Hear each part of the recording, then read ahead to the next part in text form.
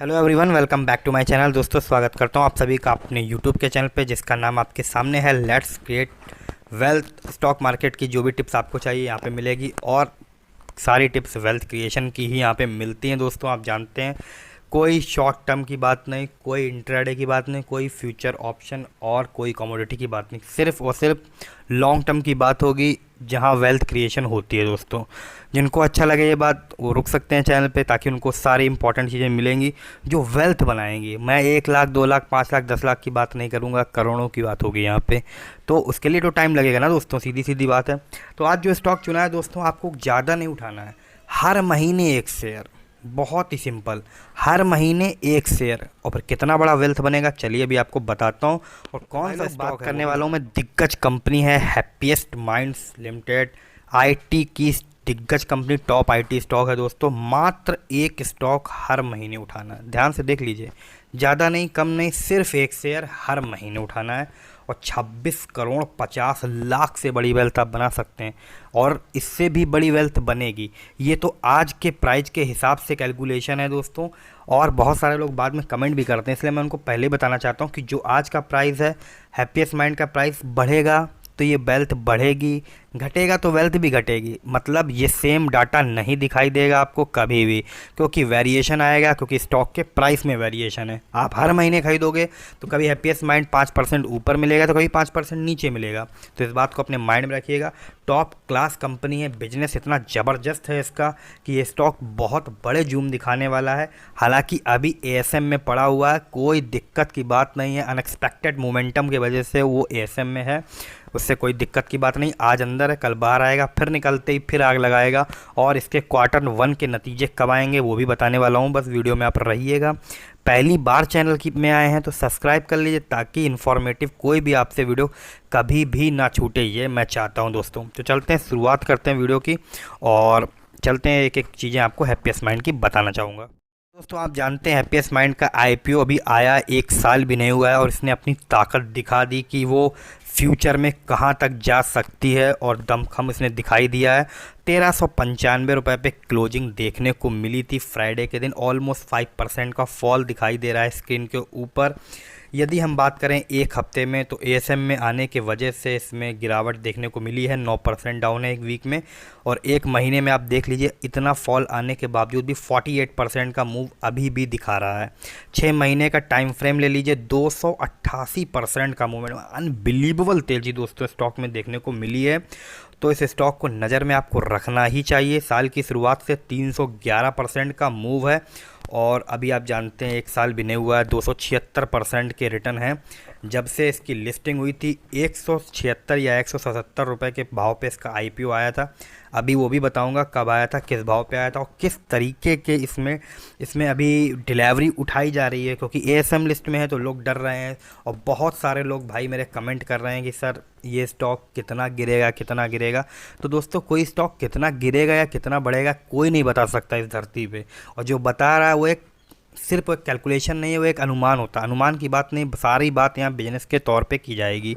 और इसीलिए मैं जो भी स्टॉक चुनता हूँ बिजनेस के हिसाब से, लॉन्ग टर्म को देखते हुए, बिजनेस की डिमांड को देखते हुए बात करता हूँ, ना कि चार्ट देखते हुए। आपने कभी देखा मैं चार्ट का डिस्कशन नहीं करता हूँ, क्योंकि मुझे पता है उसमें कुछ मिलना नहीं है। ना तो मैं ट्रेडिंग करता हूँ, ना किसी को बोलता हूँ, ना कभी बोलूँगा।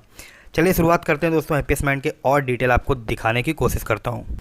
तो दोस्तों, आ गया हैप्पीएस्ट माइंड का डिटेल आपको दिखाना चाहता हूँ। 2011 में दोस्तों इस्टेब्लिश हुई थी ये कंपनी, और हेडक्वार्टर इसका बेंगलोर में है, आप जानते हैं। और मेजॉरिटी ऑफ बिजनेस इसका जो देखने को मिल रहा है यूएस, यूके, कनाडा, ऑस्ट्रेलिया और मिडिल ईस्ट एशिया के अंदर है। टॉप आईटी कंपनी में दोस्तों 4th पोजीशन पे अवेलेबल है। और आईपीओ दोस्तों सितंबर 20 में 166 रुपये के प्राइस पे देखने को मिला था। दोस्तों, ये कंपनी न केवल डिजिटली काम कर रही है, एआई के अंदर भी इसका बहुत ही लाजवाब काम है, मतलब आर्टिफिशियल इंटेलिजेंस के अंदर। साथ ही साथ दोस्तों डिजिटली काम है, रोबोटिक्स के अंदर काम है, क्लाउड्स के अंदर काम है। दोस्तों, नंबर ऑफ वर्क्स ये कर रही है, और फ्यूचरिस्टिक कंपनी मानी जाती है। और इसको इसीलिए मार्केट बहुत प्रीमियम दे रहा है और सभी आईटी कंपनियों में सबसे महंगे पोजीशन पे ये आ चुका है, जो कि आपको अभी दिखाई देगा किस तरीके से मैं बताऊंगा। तो यहाँ फिर आप देख सकते हैं मार्केट कैप जो है 20,400 करोड़ के पार है, लगभग 20,500 करोड़ आप मान लीजिए। तो एक मिड कैप कैटेगरी पे खड़ी हुई कंपनी है। स्टॉक का पी 127, थोड़ा सा ध्यान दीजिए। इंडस्ट्री का पी दोस्तों 35 है।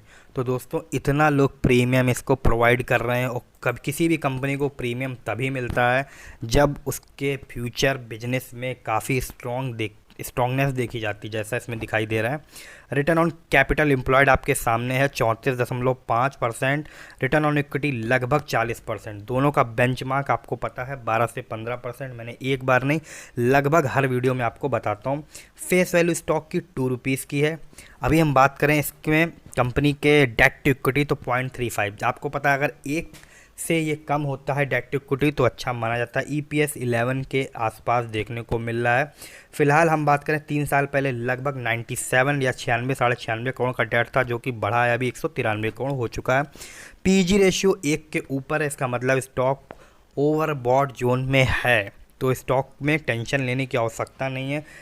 स्टॉक वही ओवरबॉट जोन में दिखाई देगा जिसके बिजनेस बहुत ही प्रॉमिसिंग है, और ऐसे मार्केट में आप जानते हैं हज़ारों स्टॉक हैं जिनके बिजनेस में दम है, और वो सस्ते फिर क्यों मिलेंगे, आप ये खुद समझ लीजिए। वो तो महंगे मिलेंगे क्योंकि उनको खरीदने वालों की कतार लंबी लगी हुई है।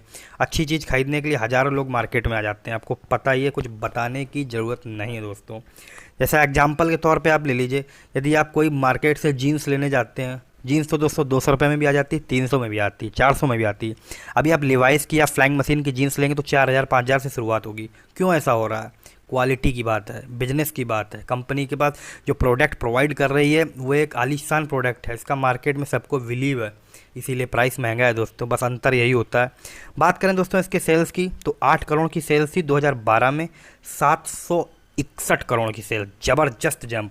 ऑपरेटिंग प्रॉफिट मार्जिन जो देख सकते हैं आप टोटल नेगेटिव में था, जो कि आप यहाँ पे देखिए 25% के पॉजिटिव में दिखाई दे रहा है। और दोस्तों एआई का जो बिजनेस है, इंडिया नहीं पूरे वर्ल्ड का फ्यूचर यही है, और इंडिया में तो अभी इसका बिजनेस बिल्कुल शुरू ही नहीं हुआ है। 3% का बिजनेस भी इंडिया में नहीं है, जो कि फ्यूचर में बहुत बड़े जंप दिखा सकता है। इसलिए अपॉर्चुनिटी है इस स्टॉक में, आपको पैसा लगाना चाहिए।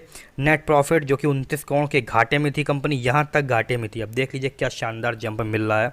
तो दोस्तों स्टॉक को आपको नज़र में रखना चाहिए, मुझे लगता है ये बहुत बड़े जूम आपको दिखाएगा आगे आने वाले सालों में।